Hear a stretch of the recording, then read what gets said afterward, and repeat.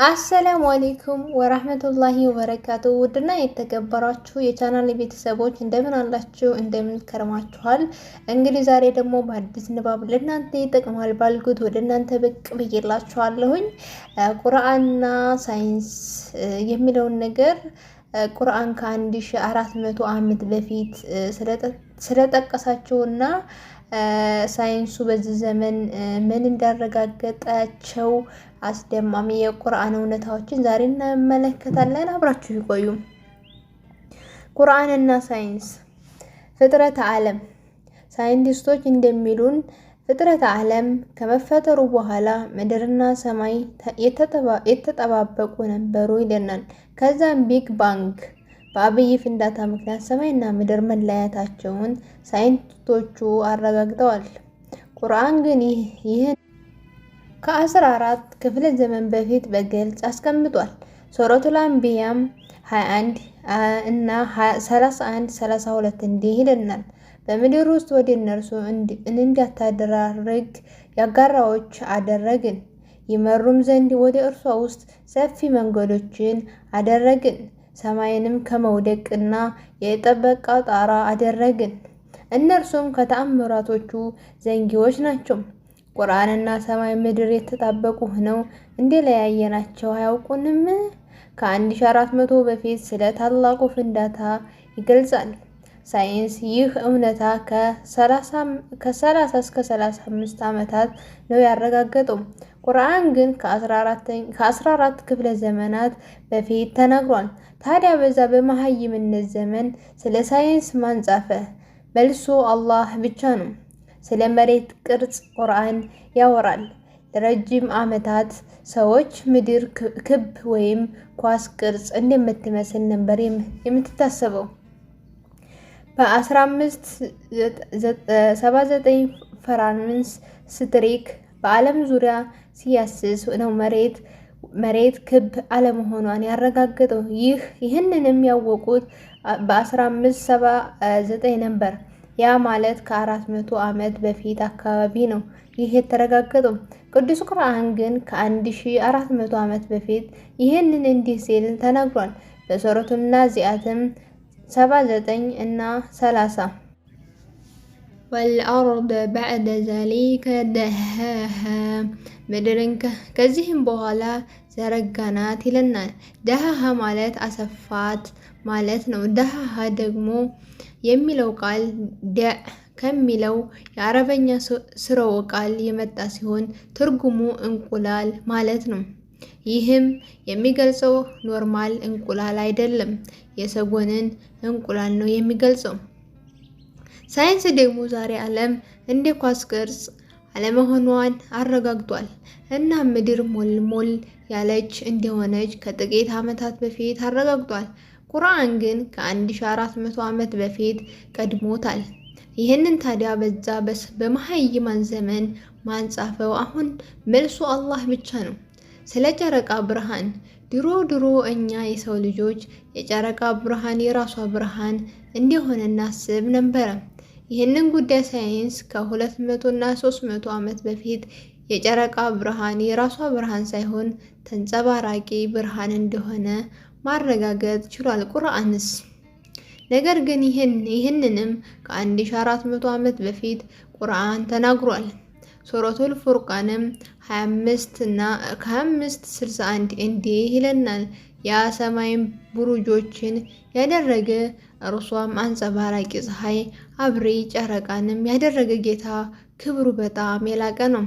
ስለዚህም ቁርአን የጨረቃ ብርሃንን የራሷ ሳይሆን የወሰት እንደሆነ ከ1400 ዓመት በፊት ተናግሯል። ታዲያ ማን ጻፈው? መልሱ አላህ ነው። ፀሐይ በፀሐይ ስርዓት ብትሽከረከርም በራሷ ዙሪያ እንደማትሽከረከረው ሳይንስ ከጥቂት ዓመታት በፊት አረጋግጧል።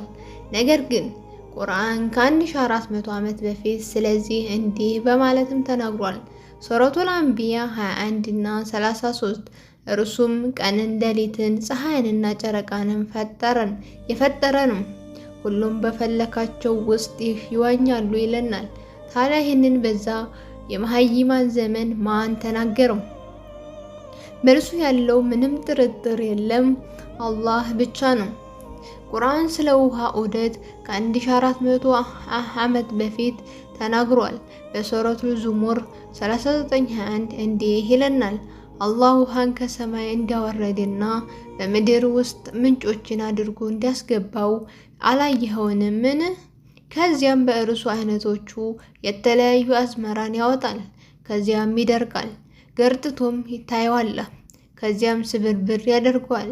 በዚህ ውስጥ ለባለ አእምሮ ባለቤቶች ግሳጼ ያለበት። በሌላም በሱረቱል ሩም 30:24 እንዲህ ይለናል፣ ብልጭታንም ፈሪዎችና ከጃዮች ስትሆኑ ለእናንተ ማሳየቱ ከሰማይ ውሃን ማውረዱ በእርሱም ምድርን ከሞተች በኋላ ሕያው ያደረጉ ከአስደናቂ ምልክቶች ነው። በዚህም ውስጥ ለሚያስቡ ህዝቦች ተአምራቶች አሉበት። ተመሳሳይ መልእክት በሱረቱል ሂጅርም 15:22 ነፍሶችንም ደመናን ተሸካሚዎች አደረገን ላክ ነው። ሰማይን ከደመና ዝናብን አወረድን፣ እነርሱንም አጠጣናቸው። እናንተ ለእርሱ አዲላቢዎች አይደላችሁምን? ስለ ውሃ ዑደት በበርካታ አንቀጾች ተጠቅሷል። በሱረቱል ሙእሚኑን 23:18 እንዲህ ይለናል፣ ከሰማይ ውሃን በልክ አወረድን፣ በምድር ውስጥ አስቀመጥ ነው። እኛም እርሱን በማስወገድ ላይ ቻዮች ነን። በጣም ልቤን የሚነካኝ ይህ ነው፣ አላህ የሰውን ልጅ እንዴት እንደሚያንቀሳቅስና ስለ ውሃ ዑደትም ያስገነዝበናል። ሱረቱል አዕራፍ 7:57 አርሰም ያ ነፍሶችን ከችሮታው ከዝናብንም በፊት አብሷሪ አድርጎ የሚልክ ነው።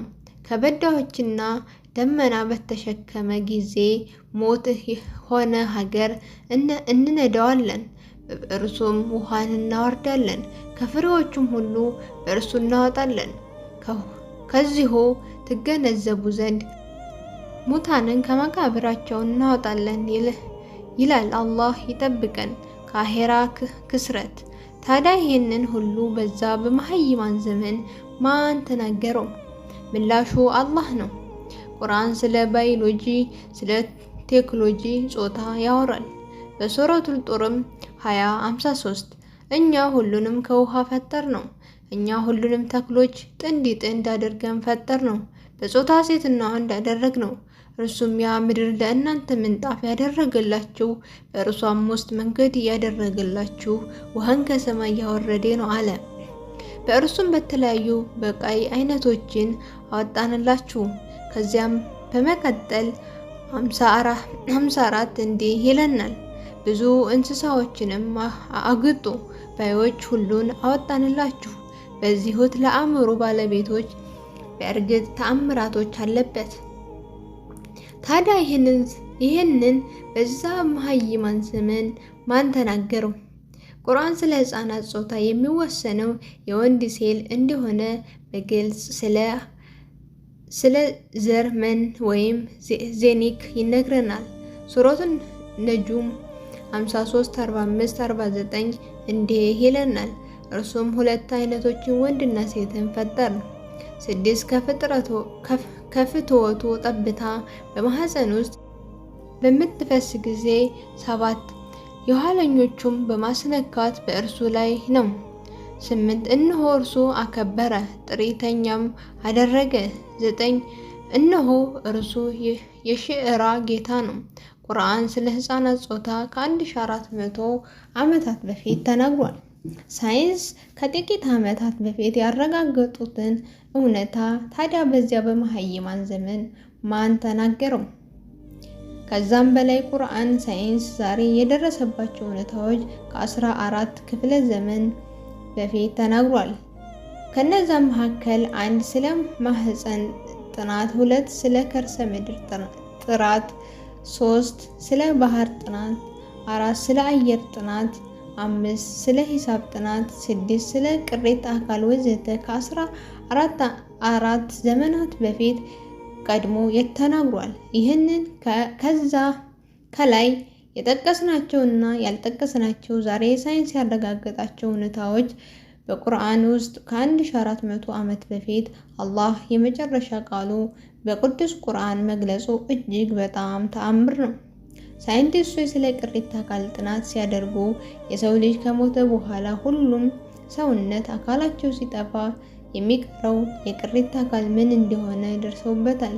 እናም ይሄንን ከጎን አጥንት ያለችው ትንሽ ሳንቲም የምታክለው አጥንታችን ግን መቼም እንደማትበሰብስና የሰው ልጅ ከሞተ በኋላ የሚቀረው ቅሪተ አካል ያች መሆኗን ለዓለም ገልጿል።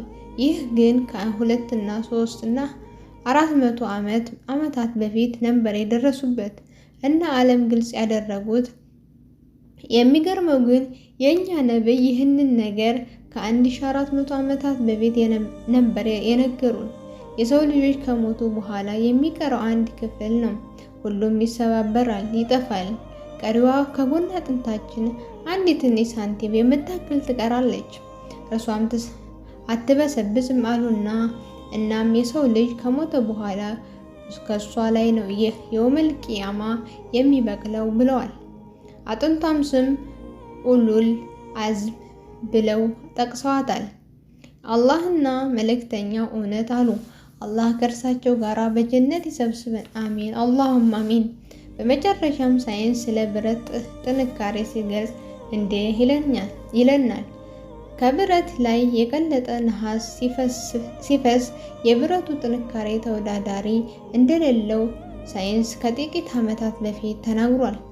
ነገር ግን የሚገርመው ነገር ከ1400 ዓመታት በፊት ዙልቀርነይን ቀድሟቸው ነበር። ታላቁ ንጉስ ዙልቀርነይን አንዳንድ ሙፈሲሮች ዙልቀርነይን ነብይ ነው የሚሉም አሉ።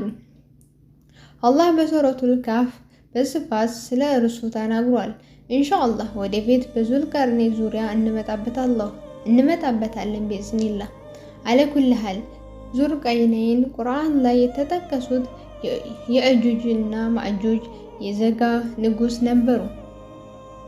እነርሱም በአንድ ቦታ ላይ ከአላህ ውጭ ማንም የማያውቁ በአንድ ዋሻ ውስጥ ዘግቶባቸው አላህ በፈለገ ሰዓት ብቻ ይወጣሉ። እነርሱም ከየውመል ቂያማ ታላላቅ ምልክቶች ዋነኞቹ ናቸው።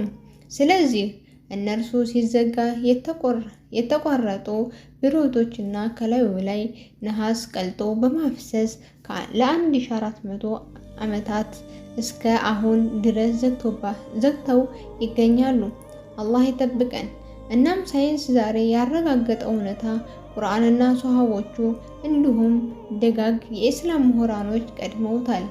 እናም ሳይንስ ያረጋገጠው ያለው እውነታ ሆነ ጥናት ላይ ያሉት ጉዳዮች ሁሉም ቁርአን ቀድሞ ተናግሯል።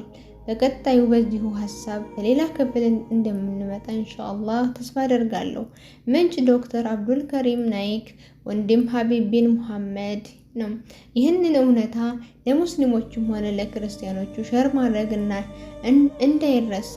ምናልባት አንዳንዳችን ሸር ባናደርገው አንብቦ ሻሃዳ ሊይዝ ይችላል። አላህ ነው የሚያውቀው። አላህ ከነብዮችና ከሰሃቦች ከደጋጎች ጋር በጀነት ይሰብስበን። አሚን አላሁም አሚን።